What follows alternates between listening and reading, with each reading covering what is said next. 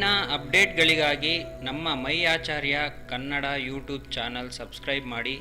ಅದೇ ರೀತಿ ಪಕ್ಕದಲ್ಲಿರುವ ಬೆಲ್ ಐಕಾನ್ ಆಕ್ಟಿವೇಟ್ ಮಾಡಿಕೊಳ್ಳಿ.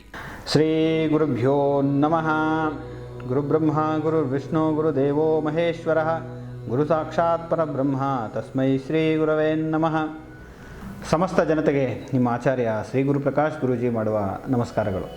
ಆರಂಭಿಕ ಜ್ಯೋತಿಷ್ಯದ 6ನೇ ಒಂದು ದಿನದ ಪಾಠವನ್ನು, 6ನೇ ಎಪಿಸೋಡ್ ಅಥವಾ 6ನೇ ಭಾಗವನ್ನು ಏನು ನಾವು ಮಾಡಬೇಕು ಅಂದ್ಕೊಂಡಿದ್ದೀವಿ. ಇಲ್ಲಿವರೆಗೂ ಐದು ಭಾಗಗಳನ್ನು ನಿಮಗೆ ಮನೆಯಲ್ಲೇ ಕೂತು ಜ್ಯೋತಿಷ್ಯವನ್ನು ಅಭ್ಯಾಸ ಮಾಡುವಂತಹ ಒಂದು ಅವಕಾಶ ನಿಮಗೆಲ್ಲರಿಗೂ ಸಿಕ್ಕಿದೆ.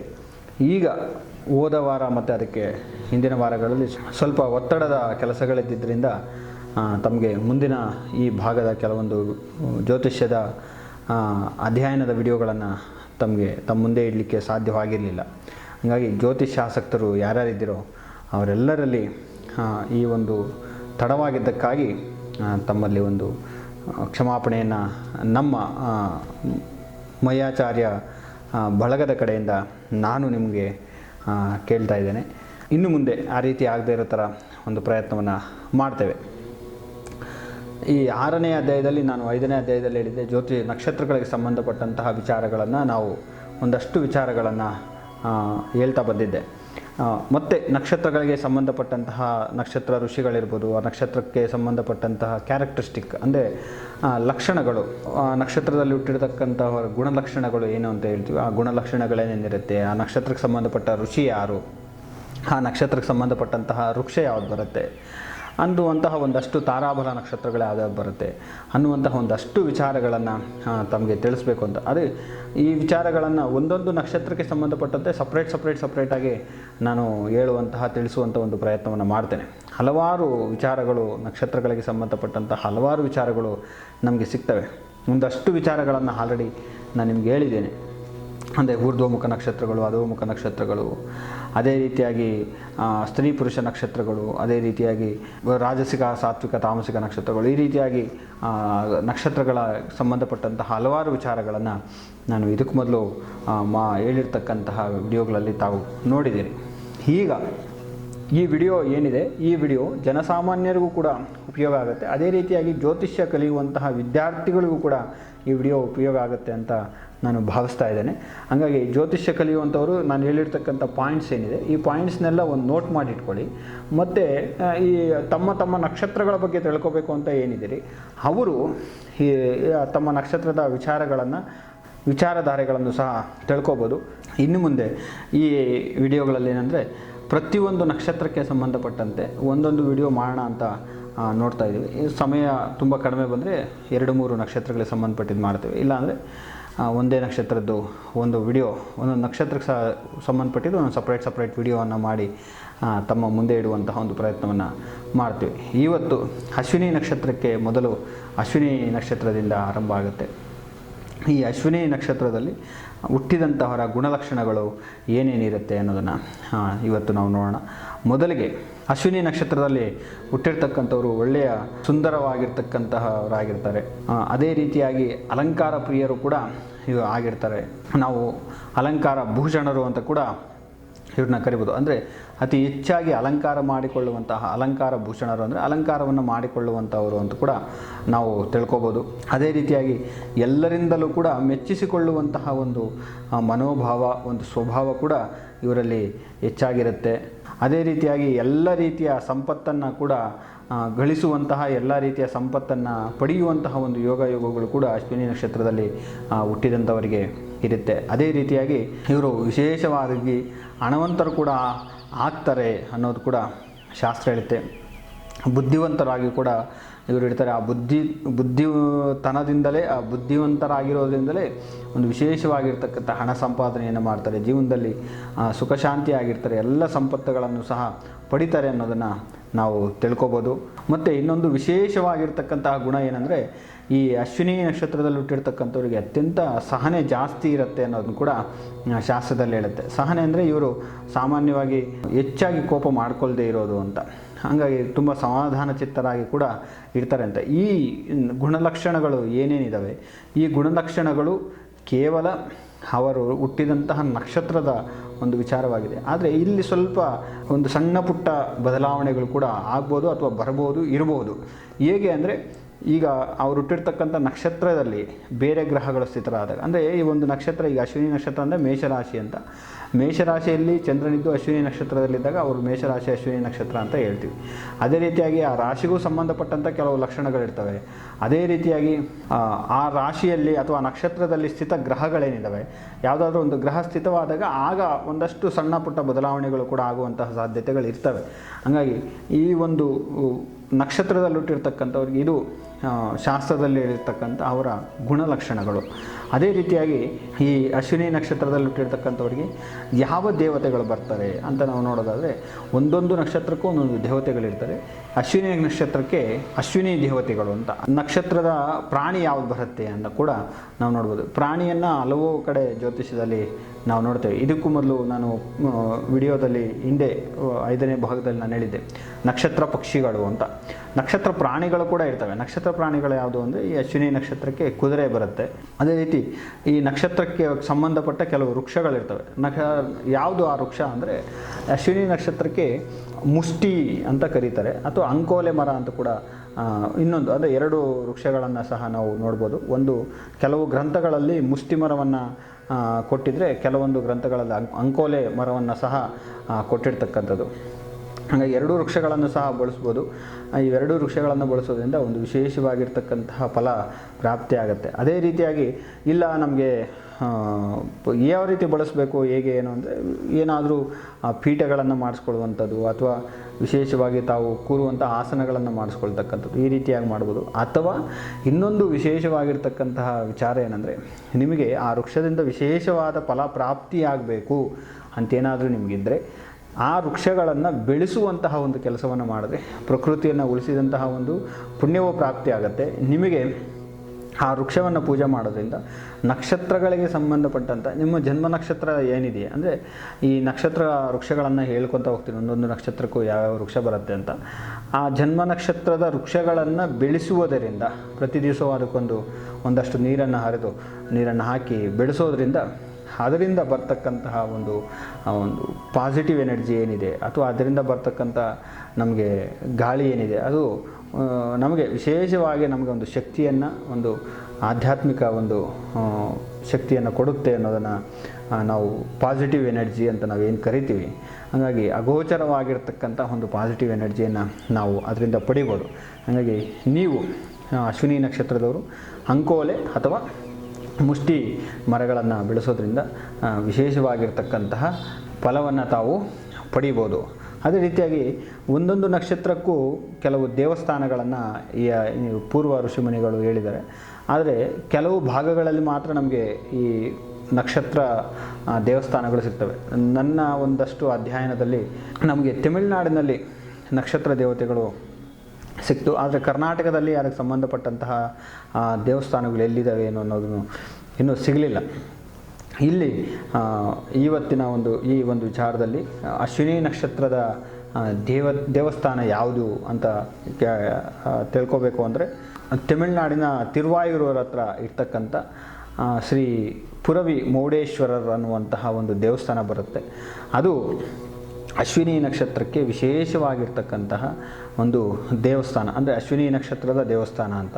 ಈಗ ನವಗ್ರಹ ದೇವಸ್ಥಾನಗಳು ಮತ್ತು ನಾವೇನು ನವಗ್ರಹ ದೇವಸ್ಥಾನಗಳಂತ ನವಗ್ರಹ ದೇವಸ್ಥಾನಗಳನ್ನು ಸುತ್ತಲಿಕ್ಕೆ ಹೋಗ್ತೀವೋ, ಅದೇ ರೀತಿಯಾಗಿ ಈ ನಕ್ಷತ್ರಕ್ಕೆ ಸಂಬಂಧಪಟ್ಟ ಒಂದೊಂದು ನಕ್ಷತ್ರಕ್ಕೆ ಸಂಬಂಧಪಟ್ಟಂತಹ ದೇವಸ್ಥಾನಗಳನ್ನು ಕೆಲವು ಋಷಿಗಳು ಮಾಡಿರ್ತಕ್ಕಂಥ ಪ್ರತಿಷ್ಠಾಪನೆ ಮಾಡಿರ್ತಕ್ಕಂಥದ್ದು. ಅದು ತಿರುವಾಯೂರ ಹತ್ರ ಇರತಕ್ಕಂತಹ ಮೌಡೇಶ್ವರರ್ ಅನ್ನುವಂತಹ ದೇವಸ್ಥಾನ ಅಶ್ವಿನಿ ನಕ್ಷತ್ರಕ್ಕೆ ಸಂಬಂಧಪಟ್ಟಿದ್ದು.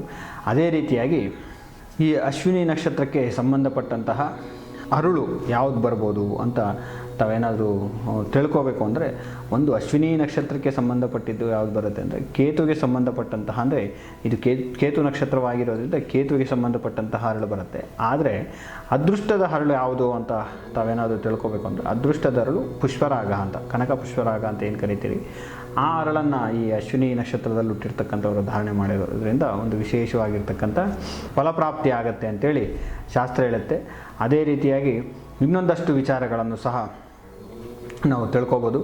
ಏನು ಅಂದರೆ, ಈ ನಕ್ಷತ್ರಗಳಲ್ಲಿ ಹುಟ್ಟಿದಂಥವರಿಗೆ ಯಾವ ರೀತಿಯಾಗಿರ್ತಕ್ಕಂತಹ ತೊಂದರೆಗಳು, ಯಾವ ರೀತಿಯಾಗಿರ್ತಕ್ಕಂಥ ಕಾಯಿಲೆಗಳು ಬರ್ತವೆ ಅಂತ ನಾನು ಇದಕ್ಕೂ ಮೊದಲೇ ಒಂದು ಟಿ ವಿ ಕಾರ್ಯಕ್ರಮದಲ್ಲಿ ಈ ನಕ್ಷತ್ರದ ವಿಚಾರಗಳನ್ನು ಹೇಳಬೇಕಾದ್ರೆ ಒಂದಷ್ಟು ಕೆಲವೊಂದು ರೋಗಗಳನ್ನು, ಈ ರೀತಿ ರೋಗಗಳು ಬರುತ್ತೆ ಅಂತ ಹೇಳಿದ್ವಿ ನಾವು. ಆಗ ಒಂದಷ್ಟು ಜನ ನಮ್ಮ ಹತ್ರ ಬಂದು, ನಿಮ್ಗೆ ಹೇಗೆ ಇದು ಗೊತ್ತಾಯಿತು, ನೀವು ನಿಮ್ಮ ಕಾರ್ಯಕ್ರಮ ನೋಡಬೇಕಾದ್ರೆ ನೀವು ಹೇಳಿದ್ರಿ ಈ ರೀತಿಯಾಗಿರ್ತಕ್ಕಂಥ ತೊಂದರೆ ಬರುತ್ತೆ, ಈ ರೀತಿಯಾಗಿರ್ತಕ್ಕಂಥ ರೋಗ ಪ್ರಾಪ್ತಿ ಆಗುತ್ತೆ ಅಂತ ಒಂದಷ್ಟು ಜನ ಪ್ರಶ್ನೆ ಮಾಡಿದರು. ಅದು ನಾನೇನು ಕಂಡುಹಿಡ್ಕೊಂಡಿದ್ದಲ್ಲ, ಆದರೆ ನನ್ನ ಅಧ್ಯಯನದಲ್ಲಿ ಒಂದಷ್ಟು ಸಿಕ್ಕಿದ್ದಷ್ಟೇ. ಅದನ್ನು ತಮ್ಮ ಮುಂದೆ ಇಡುವಂಥ ಒಂದು ಪ್ರಯತ್ನವನ್ನು ನಾನು ಮಾಡ್ತಾಯಿದ್ದೀನಿ. ಸಾಮಾನ್ಯವಾಗಿ ನಕ್ಷತ್ರದಲ್ಲಿ ಹುಟ್ಟಿರ್ತಕ್ಕಂಥವರಿಗೆ ಪಾದಗಳಿಗೆ ಸಂಬಂಧಪಟ್ಟಂತಹ ರೋಗಗಳಿಂದ ಬಳಲ್ತಾರೆ. ಪಾದದ ಮೇಲ್ಭಾಗ ಮತ್ತು ಪಾದಗಳಿಗೆ ಸಂಬಂಧಪಟ್ಟಂತಹ, ಕಾಲುಗಳಿಗೆ ಸಂಬಂಧಪಟ್ಟಂತಹ ತೊಂದರೆಗಳಿಂದ ಬಳಲ್ತಾರೆ ಅಂತೇಳಿ ಶಾಸ್ತ್ರದಲ್ಲಿ ಹೇಳುತ್ತೆ. ಹಾಗಾಗಿ ಆ ವಿಚಾರ, ಪಾದಗಳಿಗೆ ಸಂಬಂಧಪಟ್ಟಂತೆ ಸ್ವಲ್ಪ ಜಾಗೃತೆಯನ್ನು ವಹಿಸ್ತಕ್ಕಂಥದ್ದು ಅತ್ಯಂತ ಶುಭವಾಗಿರ್ತಕ್ಕಂಥದ್ದು ಅಂತ ನನ್ನ ಭಾವನೆ. ಅದಲ್ಲದೆ ಈ ಒಂದೊಂದು ನಕ್ಷತ್ರದಲ್ಲಿ ಹುಟ್ಟಿದಂಥವ್ರಿಗೂ ಕೂಡ ಒಂದೊಂದು ದೋಷಗಳು ಪ್ರಾಪ್ತಿಯಾಗುತ್ತೆ. ಅಂದರೆ ನಕ್ಷತ್ರ ದೋಷಗಳು ಅಂತ ಕರಿತೀವಿ. ಎಲ್ಲ ನಕ್ಷತ್ರಗಳಿಗೂ ದೋಷಗಳಿದೆ ಅಂತ ಕೂಡ ತಾವು ಭಾವಿಸಬಾರ್ದು. ಆದರೆ ಕೆಲವು ನಕ್ಷತ್ರಗಳು, ಕೆಲವು ನಕ್ಷತ್ರ ಪಾದಗಳಲ್ಲಿ ಹುಟ್ಟಿದಂಥವರಿಗೆ ಮಾತ್ರ ದೋಷಗಳು ಪ್ರಾಪ್ತಿಯಾಗುತ್ತೆ. ಅದೇ ರೀತಿಯಾಗಿ ಅಶ್ವಿನಿ ನಕ್ಷತ್ರದಲ್ಲಿ ಹುಟ್ಟಿದಂಥವರಿಗೆ ದೋಷ ಪ್ರಾಪ್ತಿ ಆಗುತ್ತೆ, ನಕ್ಷತ್ರ ದೋಷ ಅಂತ ಕೇಳಿದ್ರೆ, ಈ ನಕ್ಷತ್ರದಲ್ಲಿ ಪ್ರತಿಯೊಂದು ನಕ್ಷತ್ರಕ್ಕೂ ನಾಲ್ಕು ಪಾದಗಳಿರ್ತವೆ. ಆ ನಾಲ್ಕು ಪಾದಗಳಲ್ಲಿ ಇದರಲ್ಲಿ ಮೊದಲನೇ ಪಾದಕ್ಕೆ ಮಾತ್ರ, ಅಂದರೆ ಅಶ್ವಿನಿ ನಕ್ಷತ್ರದ ಮೊದಲನೇ ಪಾದದಲ್ಲಿ ಹುಟ್ಟಿದಂಥವರಿಗೆ ಮಾತ್ರ ತಂದೆಗೆ ದೋಷ ಅಂತ ಹೇಳಲ್ಪಟ್ಟಿದೆ. ಆದರೆ ಇನ್ನು 2ನೇ ಪಾದ, 3ನೇ ಪಾದ, 4ನೇ ಪಾದ ಏನಿದೆ, ಈ ಪಾದಗಳಲ್ಲಿ ಹುಟ್ಟಿದಂಥವರಿಗೆ ಯಾವುದೇ ರೀತಿಯಾಗಿರ್ತಕ್ಕಂತಹ ದೋಷ ಪ್ರಾಪ್ತಿ ಆಗೋದಿಲ್ಲ. ಹಾಗಾಗಿ ಇದನ್ನು ನಾವು ಕಾಣ್ಬೋದು. ಅದೇ ರೀತಿಯಾಗಿ ಅಶ್ವಿನಿ ನಕ್ಷತ್ರದಲ್ಲಿ ಹುಟ್ಟಿದಂಥವರಿಗೆ ಯಾವ ರೀತಿಯ ತಾರಾಬಲ ನಕ್ಷತ್ರಗಳು, ಅಂದರೆ ಯಾವ ರೀತಿಯ ನಕ್ಷತ್ರಗಳಿರೋ ದಿವಸ ಅವರು ವಿಶೇಷವಾಗಿರ್ತಕ್ಕಂಥ ಕೆಲಸ ಕಾರ್ಯಗಳನ್ನು ಮಾಡ್ಬೋದು ಅನ್ನೋದನ್ನು ನಾವು ನೋಡ್ಬೋದು. ಅದಕ್ಕೆ ಸಂಬಂಧಪಟ್ಟಂತೆ ಒಂದೊಂದು ನಕ್ಷತ್ರಗಳನ್ನು, ಅಂದರೆ ಒಂದೊಂದು ನಕ್ಷತ್ರಕ್ಕೂ ತಾರಾಬಲ ರೀತಿಯಾಗಿ ಕೆಲವು ನಕ್ಷತ್ರಗಳು ಬರ್ತವೆ. ಆ ತಾರಾಬಲ ರೀತಿಯಾಗಿರ್ತಕ್ಕಂಥ ನಕ್ಷತ್ರಗಳಲ್ಲಿ ವಿಶೇಷವಾಗಿ ನಾವು ಕೆಲಸ ಕಾರ್ಯಗಳನ್ನು ಮಾಡಿದಾಗ ಅದು ವಿಶೇಷವಾಗಿರ್ತಕ್ಕಂಥ ಫಲಪ್ರಾಪ್ತಿ ಆಗುತ್ತೆ ಅಂತ. ಇದನ್ನು ಹೆಚ್ಚಿನ ಭಾಗ ನಾವು ಆಂಧ್ರದಲ್ಲಿ ನೋಡ್ತೇವೆ.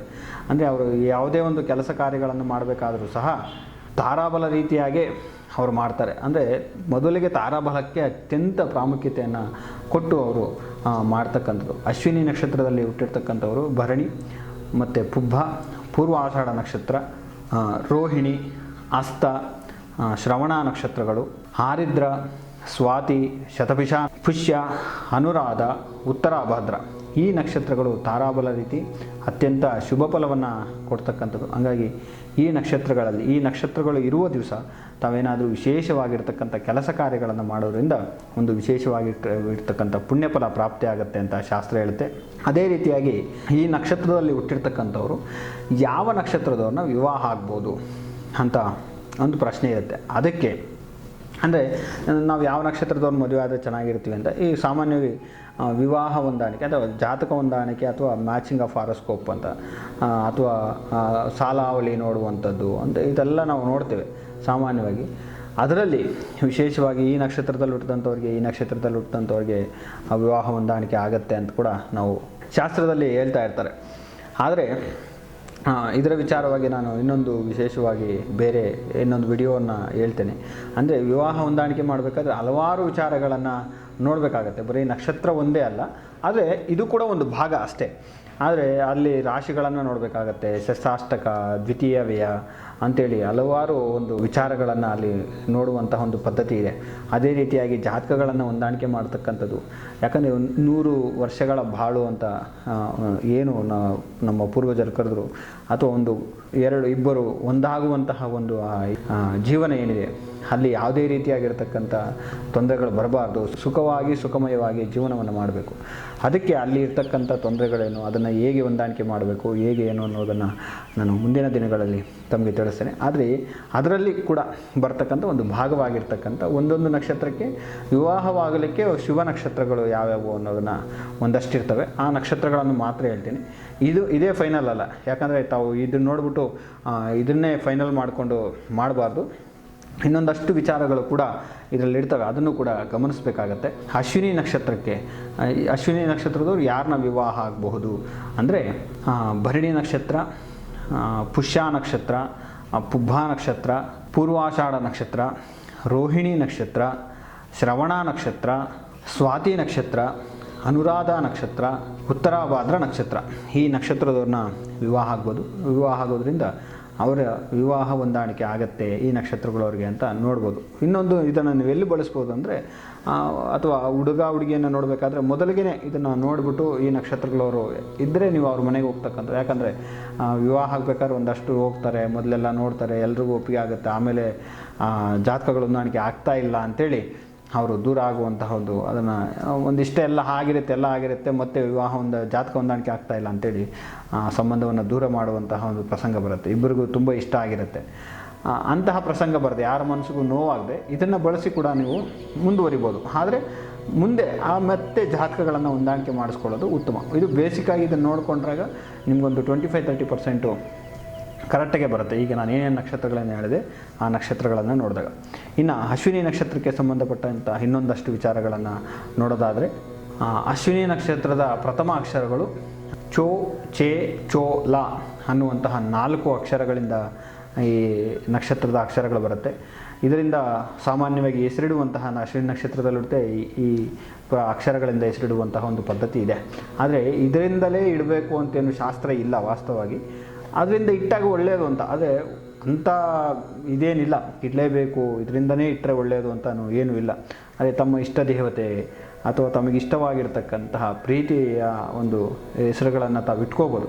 ಇದೇ ಅಕ್ಷರದಿಂದ ಹೆಸರಿಡಬೇಕು ಅಂತೇಳಿ ಯಾವುದೇ ರೀತಿಯಾಗಿರ್ತಕ್ಕಂಥ ಒಂದು ಎಲ್ಲೂ ಶಾಸ್ತ್ರದಲ್ಲಿ ಹೇಳಿದ ಇದೇ ಇದಕ್ಕೆ ಇಡಬೇಕು ಅಂತೇಳಿ.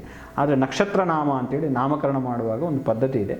ಒಂದು ಕುಲದೇವತ ಅಂದರೆ ಕುಲದೇವತೆಗೆ ಸಂಬಂಧಪಟ್ಟಂತಹ ಒಂದು ಹೆಸರನ್ನು, ಮತ್ತು ಕುಲದೇವತೆ ಅಥವಾ ಇಷ್ಟ ದೇವತೆಗೆ ಸಂಬಂಧಪಟ್ಟಂತಹ ಒಂದು ಹೆಸರನ್ನು, ಮತ್ತು ಮಾಸನಾಮ, ಕುಲನಾಮ ಮತ್ತು ನಕ್ಷತ್ರನಾಮ ಅಂತೇಳಿ 4 ಹೆಸರುಗಳನ್ನು ಇಡ್ತಾರೆ. ಮತ್ತು ರೂಢಿನಾಮ, ವ್ಯಾವಹಾರಿಕ ನಾಮ ಅಂತೇಳಿ ಇಡುವಂತಹ ಪದ್ಧತಿ ಇದೆ. ಹಂಗಾಗಿ ಅದನ್ನು ಆ ರೀತಿಯಾಗಿ ಇಡಬೇಕಾದ್ರೆ ಅಲ್ಲಿ ನಕ್ಷತ್ರ ನಾಮಕ್ಕೆ ಹೆಚ್ಚಿನ ಒಂದು ಪ್ರಾಮುಖ್ಯತೆಯನ್ನು ಕೊಟ್ಕೊಂಡ್ಬಂದಿದ್ದಾರೆ. ಆದರೆ ಶಾಸ್ತ್ರದಲ್ಲಿ ಹೇಳಿದೆ ರೂಢಿನಾಮ ಅಥವಾ ವ್ಯವಹಾರ ನಾಮ ಅಂತ ಏನು ಇಟ್ಕೊತೀವಿ ಅದೇ ಅತ್ಯಂತ ಮುಖ್ಯವಾಗಿರ್ತಕ್ಕಂಥದ್ದು ಅಂತ ಹೇಳಿ ಕೂಡ ಶಾಸ್ತ್ರದಲ್ಲಿ ಹೇಳಿದೆ. ಹಾಗಾಗಿ ನಕ್ಷತ್ರಕ್ಕೆ ಹೆಸರಿಡಬೇಕು ಅನ್ನೋದು ಏನಿಲ್ಲ. ಇನ್ನು ಈ ಅಶ್ವಿನಿ ನಕ್ಷತ್ರ ಎಷ್ಟು ನಕ್ಷತ್ರಗಳಿಂದ ಕೂಡಿರ್ತಕ್ಕಂಥ ಒಂದು ನಕ್ಷತ್ರ ಇದು ಅಂತ ಕೂಡ ಶಾಸ್ತ್ರದಲ್ಲಿ ಹೇಳಿದೆ. ಒಂದು ಹಲವಾರು ನಕ್ಷತ್ರಗಳು ಸೇರಿ ಒಂದು ನಕ್ಷತ್ರ ಪುಂಜ ಸೇರಿ ಆ ಒಂದು ಆಕಾರವನ್ನು ನೋಡಿ ಅದಕ್ಕೆ ಆ ಹೆಸರನ್ನು ಕೊಟ್ಟಿರ್ತಕ್ಕಂಥದ್ದು. ಈ ಅಶ್ವಿನಿ ನಕ್ಷತ್ರ ಕುದುರೆಯ ಮುಖದ ಆಕಾರದಲ್ಲಿರುತ್ತೆ. ಮತ್ತು 3 ನಕ್ಷತ್ರಗಳ ಒಂದು ಸಮ್ಮಿಲನವಾಗಿರ್ತಕ್ಕಂಥದ್ದು ಈ ಅಶ್ವಿನಿ ನಕ್ಷತ್ರ. ನಮಗೆ ಈ ನಕ್ಷತ್ರಗಳನ್ನು ನಾವು ನೋಡೋದಾದರೆ ಶತಭಿಷ ನಕ್ಷತ್ರ ಅಂತ ಕೂಡ ಇರುತ್ತೆ. ಶತಭಿಷ ಅಂದರೆ ಶತ ಅಂದರೆ 100 ಅಂತ, 100 ನಕ್ಷತ್ರಗಳ ಪುಂಜವೇ ಶತಭಿಷ ನಕ್ಷತ್ರ. ಹಾಗೆ ಈ ಅಶ್ವಿನಿ ನಕ್ಷತ್ರ 3 ನಕ್ಷತ್ರಗಳಿಂದ ಕೂಡಿರ್ತದೆ. ಈ ಅಶ್ವಿನಿ ನಕ್ಷತ್ರದಲ್ಲಿ ಯಾವುದೇ ರೀತಿಯಾಗಿರ್ತಕ್ಕಂತಹ ಶುಭ ಕಾರ್ಯಗಳನ್ನು ಮಾಡಬಹುದು ಅಂತ ಕೂಡ ಶಾಸ್ತ್ರ ಹೇಳುತ್ತೆ. ಕೆಲವೊಂದು ನಕ್ಷತ್ರಗಳಲ್ಲಿ ಶುಭ ಕಾರ್ಯಗಳನ್ನು ಮಾಡೋ ಹಾಗಿಲ್ಲ. ಇನ್ನು ಮುಂದೆ ಬರುವಂತಹ ಭರಣಿ ನಕ್ಷತ್ರ ಏನಿದೆ, ಭರಣಿ ನಕ್ಷತ್ರದಲ್ಲಿ ಅದು ಯಾವುದೇ ರೀತಿಯಾಗಿರ್ತಕ್ಕಂಥ ಶುಭ ಕಾರ್ಯಗಳನ್ನು ಮಾಡಲ್ಲ. ಅದಕ್ಕೆ ಅಧಿಪತಿ ಶುಕ್ರನೇ ಆಗಿದ್ದರೂ ಸಹ ಯಾವುದೇ ರೀತಿಯಾಗಿರ್ತಕ್ಕಂಥ ಶುಭ ಕಾರ್ಯಗಳನ್ನು ಮಾಡೋದಿಲ್ಲ. ಹಾಗೆ ಈ ಅಶ್ವಿನಿ ನಕ್ಷತ್ರದಲ್ಲಿ ತಾವು ಯಾವುದೇ ರೀತಿಯಾಗಿರ್ತಕ್ಕಂಥ ಶುಭ ಕಾರ್ಯಗಳನ್ನು ಪ್ರಾರಂಭ ಮಾಡ್ಬೋದು, ಆರಂಭ ಮಾಡ್ಬೋದು, ಅಥವಾ ಶುಭ ಕಾರ್ಯಗಳನ್ನು ಮಾಡ್ಬೋದು ಅಂಥೇಳಿ ಶಾಸ್ತ್ರ ಹೇಳುತ್ತೆ. ಇದು ಅಶ್ವಿನಿ ನಕ್ಷತ್ರಕ್ಕೆ ಸಂಬಂಧಪಟ್ಟಂತಹ ವಿಚಾರ. ಇದು ಅಶ್ವಿನಿ ನಕ್ಷತ್ರದ ಒಂದು ಫಲ. ಹಾಗಾಗಿ ತಮ್ಮೆಲ್ಲರಿಗೂ ಕೂಡ ಈ ವಿಚಾರಧಾರೆ ಇಷ್ಟ ಆಗಿದೆ ಅಂತ ನಾನು ಭಾವಿಸ್ತಾ ಇದ್ದೇನೆ. ತಮ್ಮೆಲ್ಲರಿಗೂ ಒಳ್ಳೆಯದಾಗಲಿ, ಆ ವಿದ್ಯಾವಾಚಸ್ಪತಿಯ ಸಂಪೂರ್ಣವಾಗಿರ್ತಕ್ಕಂತಹ ಕೃಪಾಕಟಾಕ್ಷ ಪ್ರಾಪ್ತಿಯಾಗಲಿ ಅಂತೇಳಿ ನಾನು ಪ್ರಾರ್ಥನೆಯನ್ನು ಮಾಡ್ತಾ ಇದ್ದೀನಿ. ತಮ್ಮೆಲ್ಲರಿಗೂ ಕೂಡ ಒಳ್ಳೆಯದಾಗಲಿ. ಲೋಕ ಸಮಸ್ತ ಸುಖಿನೋ ಭವಂತು. ಓಂ ಸ್ವಸ್ತಿ.